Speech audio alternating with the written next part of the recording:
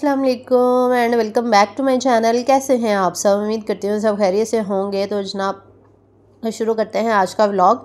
और आज भी मेरी तबीयत ज़रा ठीक नहीं है, गला ख़राब है। और पिछले व्लॉग में आप लोग कह रहे थे कि आपने नींद में रिकॉर्डिंग की है या सो के उठ के फ़ौरन रिकॉर्डिंग कर ली। तो ऐसा बिल्कुल भी नहीं था। गला एक्चुअली ख़राब हुआ था, तबीयत बेहतर नहीं थी, तो इस वजह से आवाज़ आपको ना ऐसी लग रही थी। तो अभी भी गला ख़राब ही है, लेकिन मैंने कहा व्लॉग बना लेती हूँ। 2-3 दिन का इकट्ठा हुआ पड़ा था, तो सारे क्लिप्स मैंने जोड़ के मैंने आप लोगों के लिए एक व्लॉग बना लिया। तो खैर ये वाला जो क्लिप आप देख रहे हैं ये उस दिन का है जब गेस्ट आए हुए थे। मैंने ज़्यादा क्वांटिटी में ना फ्राइज़ बनाने थे, तो यहाँ पे तकरीबन 1 किलो फ्राइज़ थे। और इसके अंदर मैंने थोड़ा सा नमक और कुटी हुई लाल मिर्च वो डाली, और साथ में एयर फ्रायर के अंदर मैंने कहा इसको बनाती हूँ। तो मैंने थोड़ा सा ऑयल डाल के ग्रीस किया। एयर फ्रायर में ना बड़े अच्छे फ्राइज़ बन जाते हैं अगर तरीका हो। अगर तो हम गीले गीले आलू डाल देना एयर फ्रायर में, तो फिर वो इतने अच्छे नहीं बनते। आलूओं को बिल्कुल ड्राई होना चाहिए, तो फिर बड़े मज़े के बनते हैं। तो कल मुझे एक कमेंट आया था कि अगर आलूओं को फ्राइज़ को थोड़ा सा बॉयल कर लेना, एक बॉयल दिला के फिर एयर फ्रायर में बनाए ना, तो वो ज़्यादा अच्छे बनते हैं। तो मैंने कहा चले मैं नेक्स्ट टाइम ना ट्राई करूँगी। तो ये हुआ कि एयर फ्रायर को तो मैंने जैसे ही ऑन किया ना, 5 मिनट, अभी 2-4 मिनट ही गुजरे थे कि लाइट चलेगी।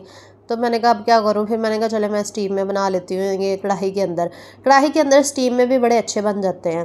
तो खैर अभी मैंने यहाँ पे भी हल्का सा ऑयल लगा के बस फ्राइज़ डाल दी और इसको कवर करके रख दूँगी।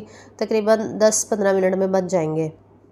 तो खैर फ्राइज़ की तो फाइनल लुक मैं दिखाना ही भूल गई आपको, बड़े अच्छे बन गए थे। और ये नेक्स्ट डे का व्लॉग है। जो मेरे लाहौर वाले गेस्ट हैं वो आए हुए हैं, जैसा कि मैंने आपके साथ शेयर किया था।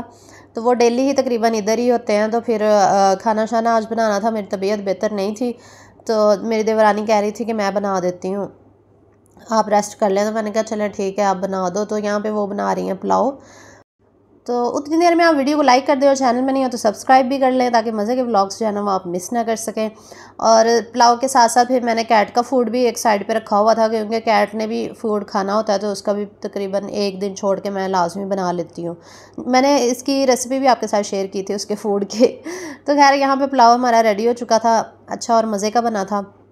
तो दोपहर और रात का हमारा यही खाना था, पुलाव था। और सुबह नाश्ते की रूटीन मैंने आप लोगों के साथ शेयर नहीं की, क्योंकि नाश्ते की डेली रूटीन तो बनती नहीं है, शेयर नहीं की जा सकती डेली। तो खैर मैं तो आप लोगों को जुल्हज का चांद मुबारक कहना ही भूल गई। तो आप सबको जुल्हज का चांद मुबारक हो। और इसके अलावा आप लोग जैसा कि जानते हैं 29 जुलाई की माशाल्लाह से ईद बन रही है, यानी कि थर्सडे का दिन बन रहा है ईद का। तो अब थोड़े ही दिन रह गए हैं, तो ईद की तैयारियां शायरियाँ भी शुरू करनी है। और ईद की तैयारियां मैंने स्टार्ट करनी थी, लेकिन मेरी तबीयत भी ख़राब होगी। 2-3 दिन से गला इतना ख़राब बुखार सा हुआ है, आवाज़ ही नहीं निकल रही। तो कल भी मेडिसिन खाई है। आपको पता है ये फ़्लू और गला ख़राब जो होता है ना, ये 5-7 दिन तो ना इसके निकल ही जाते हैं तबीयत बेहतर होते होते। मैंने तो बेडशीट्स को इलास्टिक लगानी थी, फ्रिज साफ़ करना था, और भी मेरी बहुत ज़्यादा तैयारियां थी जो मैंने करनी थी, जो सोची हुई थी, लेकिन पता नहीं अब हो पाती हैं कि नहीं। देखती हूँ, अगर कोशिश करूँगी अगर हो जाए। इसके अलावा मैंने अपने दूसरे कुकिंग के चैनल के लिए भी कुछ रेसिपीज़ सोची हुई थी कि मैं आपके साथ शेयर करूँगी, जैसे कि पाई की रेसिपी। फिर इसके अलावा निहारी मैंने बनानी थी, कलेजी बनानी थी, जो कि फ़ेमस रेसिपीज़ होती हैं, आपको पता है बकरा ईद के हवाले से ज़्यादा देखी जाने वाली जो रेसिपीज़ होती हैं। तो कोशिश करूँगी इंशाल्लाह, अगर बना सकी तो ज़रूर आपके साथ शेयर करूँगी। तो अभी नेक्स्ट डे हो चुका है, क्योंकि मैंने 2-3 दिन का इकट्ठा किया हुआ था ना व्लॉग, जैसा कि मैंने आपको बताया। तो नेक्स्ट डे मैंने बनाया था ये योगर्ट। ये आपने देख ली होगी चिकन योगर्ट की रेसिपी ना, उस पर मेरे फूड के चैनल पे। हालांकि मेरी तबीयत बहुत ख़राब थी, बुखार भी था, उसके बावजूद मैंने कुकिंग चैनल की रेसिपी जो है ना वो बनाई थी और आपके साथ शेयर की। इसमें मैंने योगर्ट चिकन बनाया था, पता नहीं मुझे याद नाम ही भूल गया क्या रेसिपी का नाम था।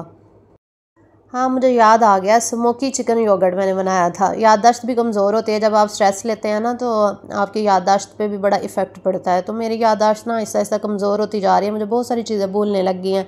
और मेरे हस्बैंड का भी यही है, वो भी मुझे कह रहे थे कि मुझे भी ना मेरी याददाश्त कमज़ोर हो रही है। और उनकी भी कल से तबीयत काफ़ी ख़राब है, उनको भी स्ट्रेस सा हुआ है, सर में दर्द रहती है 2-3 दिन से ना, उनकी भी बहुत बुरी हालत है। तो खैर आहिस्ता आहिस्ता हो जाएगा इंशाल्लाह। तो मैंने आप लोगों के साथ ना किचन की न्यू सेटिंग्स क्या शेयर करना था आज के, मैंने न्यू सेटिंग्स की हैं। ये जो आयरन टेबल ऊपर पड़ा हुआ था ना फजूल में, तो मैंने कहा ये ला के ना नीचे किचन में रख लेती हूँ, क्योंकि ओवन वगैरह रखने के लिए तो जगह नहीं है। और रैक मैंने बनवाना था, लेकिन अभी बजट ही नहीं है कि रैक बनवा सकें। तो खैर मैंने सोचा था कि जब रैक बनवाऊंगी ना तब आयरन टेबल उठा देंगे, क्योंकि ऊपर पड़ा हुआ ऐसे ही कोई काम नहीं आ रहा था। तो फिर मैंने इसको नीचे ला के तो इसको अच्छे से साफ़ सुथरा किया।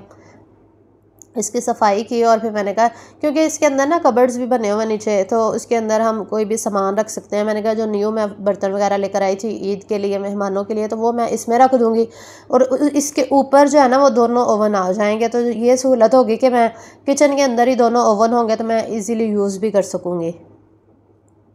तो सेटिंग करके ना मैं आपको दिखाती हूँ और आप लोग बताइएगा कि सही लग रही है या नहीं लग रही, क्योंकि ये डस्टबिन भी गंदी हुई थी, इसको भी मैंने ऊपर से साफ़ किया और मेरी कोशिश होती है कि हर चीज़ नीट एंड क्लीन होनी चाहिए किचन के अंदर।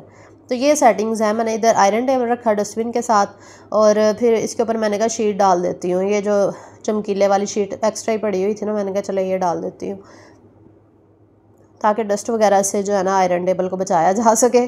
तो ये फ़िलहाल के लिए मुझे पता है ये इतना अच्छा नहीं लग रहा किचन के अंदर ये टेबल सा रखा हुआ, लेकिन ये कि मजबूरी में रखना ही पड़ता है, फिर इंसान को कुछ ऐसे डिसीजन लेने पड़ते हैं।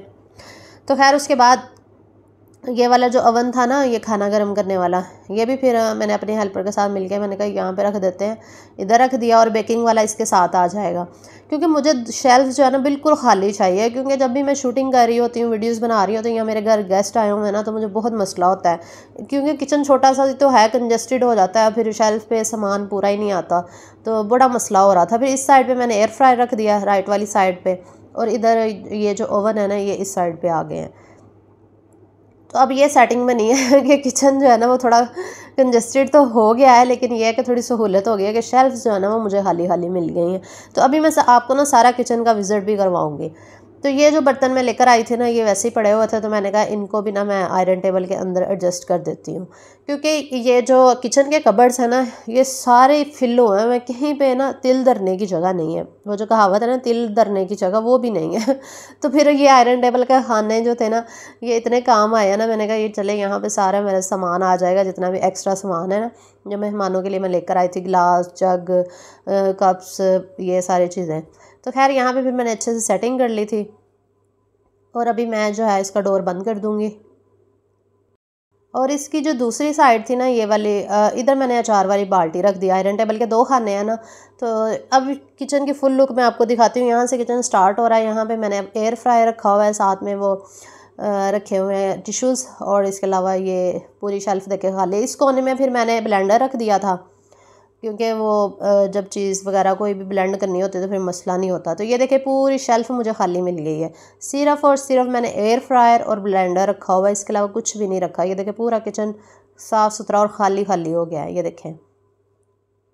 अच्छा मैंने आपसे पूछना था, मेरा ये जो सिंक है ना ये येलो येलो हुआ तो आप लोग क्या टोटका इस्तेमाल करते हैं? मुझे तो कुछ समझ ही नहीं आ रही, येलो येलो कैसे ख़त्म करूँ? आप लोग ज़रूर बताइएगा अगर किसी को पता है तो। तो खैर इधर डस्टबिन आ गया और इस साइड पे ये देखिए ओवन आ गया। मैंने ये बेकिंग वाला इस साइड पे रख दिया, फिर खाना गर्म करने वाला उस साइड पे रख दिया। मैंने कहा इस तरह ज़्यादा अच्छा लग रहा है। तो अब बताइए, और साथ में इधर जो है ये वाली जो लेफ़्ट साइड बची थी, यहाँ पे फिर मैंने ये देखिए स्टूल रख दिया है। मैंने कहा ये यहाँ पे ये सारा यानी कि कवर हो गया पूरा किचन जो है ना वो इस तरह से ऑर्गेनाइज हुआ है। अब आप लोग ज़रूर बताना कि अच्छा लग रहा है या नहीं, या पहले ज़्यादा अच्छा लग रहा था। तो खैर आज तबीयत ख़राब थी ना, तो फिर मेरी जो भाभी है ना उन्होंने फिर मुझे खाना बना के भेज दिया था, दाल चावल। तो बड़े मज़े की दाल उन्होंने बनाई थी, साथ में बॉयल्ड राइस। तो वो कह रही थी आपकी तबीयत ठीक नहीं है तो चले आज खाना मैं आपको बना के भेज देती हूँ। मैंने कहा बहुत बहुत शुक्रिया, अल्लाह ताला आपको जज़ाए खैर दे। अच्छा मैंने आप लोगों के साथ ना एक शेयर करना था, एक चैनल है, एक मेरी सिस्टर है, काफ़ी अरसे से ना वो यूट्यूब पे काम कर रही हैं और बड़े अच्छे व्लॉग्स बनाती हैं। सफ़ा मरवा उनके चैनल का नाम है, सफ़ा मरवा फैमिली व्लॉग्स होते हैं। और 2 उनकी ट्विंस बेटियां हैं, उनके एक का नाम सफ़ा है और दूसरी का नाम मरवा है, और दोनों ट्विंस हैं और इतनी क्यूट है उनकी बच्चियाँ। और वो अपनी बच्चियों के साथ माशाल्लाह से बड़े अच्छे व्लॉगिंग करती हैं। खाने भी बड़े मज़े मज़े के होते हैं, घर को बड़ा सेट रखा हुआ है, ऑर्गेनाइज, हर चीज़ ज़बरदस्त होती है उनके। तो आप ना ज़रूर उनको सपोर्ट कीजिएगा, उनको ना आपकी सपोर्ट की बहुत ज़्यादा ज़रूरत है। तो मैं उनका लिंक जो है ना वो डिस्क्रिप्शन में डाल दूँगी, तो आप लोग ज़रूर जाइएगा और विज़िट कीजिएगा। तो खैर यहाँ पे फिर हम लोगों ने दाल चावल एंजॉय किए थे, जो कि बहुत मज़े के बने थे। और जब आपकी तबीयत ख़राब हो और आपको लाइट सा खाना मिल जाए ना तो फिर तो बहुत ही मज़ा आता है। तो मैं तो बाहर खाना खा रही थी, तो बिहा ने कमरे के अंदर ना काम डाल दिया अपना। उसने मेरी फाउंडेशन और बीबी क्रीम पता नहीं कहाँ से ढूंढ ली और जनाब शुरू हो गई, और बेड पे रख के ना उसका इतना सत्यानाश किया पानी डाल के, तो पूरा बेड फैलाया हुआ था। वो तो मैंने वीडियो नहीं बनाई तो मुझे गुस्सा ही उस पर इतना आया कि ये क्या किया है, सारी ख़राब कर दी फाउंडेशन। फिर जल्दी जल्दी बेड शीट मैंने चेंज की। उसके बाद फिर मैंने बिहा को अच्छे से जो है ना सबक सिखाया। सबक सिखाने का ये मतलब बिल्कुल भी नहीं है कि मैंने इसको फेंडी लगाई, ऐसा बिल्कुल नहीं है। मैंने उसको बस समझाया कि ऐसा नहीं करते। तो आजकल आपको पता है कितनी गर्मी हो गई है और एसी के बगैर बिल्कुल भी गुजारा नहीं हो रहा, इतनी ज़्यादा शदीद गर्मी पड़ रही है यहाँ पे। कल एक सिस्टर का कमेंट आया था कि पिंस वाला जो आपका मिनी बॉक्स है ना वो ज़रूर दिखाइएगा। तो ये वाला जो डेंटल फ्लॉस नहीं होता जिसके अंदर वो टूथ पिक्स होती हैं, ये वो वाला है। इसके अंदर मैंने हिजाब पिंस रखी हुई है। शायद इसकी बात आपने की थी तो मैंने कहा, मैंने ऐसी ड्रेसिंग खोल रही थी तो मुझे आपका कमेंट याद आ गया, तो फिर मैंने कहा चले दिखा देती हूँ। इसके अंदर ये स्टिक्स मिलती है ना टूथ पिक्स बाज़ार से, तो ये जब खाली हो जाती है तो मैं इनमें कुछ ना कुछ डाल के रख लेती हूँ। अच्छा खैर, तो मुझे लास्ट व्लॉग में आप लोगों ने इतने ज़्यादा कमेंट्स किए कि आपने फजूल खर्ची की है, कैट के टॉयज़ लिए हैं, तो इससे अच्छा आप किसी गरीब को दे देती हूँ। तो आप लोगों को क्या पता कि हम गरीबों की हेल्प करते हैं कि नहीं। जनाब करते हैं गरीबों की हेल्प, ये बच्ची के शौक़ के लिए है। सारे माँ बाप अपने बच्चों के शौक़ पूरे करते हैं, तो इसी तरह बिहा के बाबा को भी होता है कि उनकी अपनी बेटी के वो शौक़ पूरे करें जो वो कहती है। ये नहीं है कि वो हर एक शौक़ पूरा करते हैं, लेकिन कोई कोई तो शौक़ पूरा करना ही होता है ना। एक तो हमारी बेटी है, तो ज़ाहिर है उसके शौक़ नहीं पूरे करने तो किसके करने। और आप लोग भी करते ही होंगे ना अपने बच्चों के शौक़ पूरे। तो इस तरह ना किया करें आप लोग। तो खैर, ये मैंने बेडशीट्स निकाल ली और नेक्स्ट व्लॉग में इंशाल्लाह मैं आप लोगों के साथ शेयर करूँगी इलास्टिक लगाने का तरीका, क्योंकि ईद आ रही है। तो बस यही था आज का व्लॉग। उम्मीद करती हूँ आज का व्लॉग भी आपको अच्छा लगा होगा।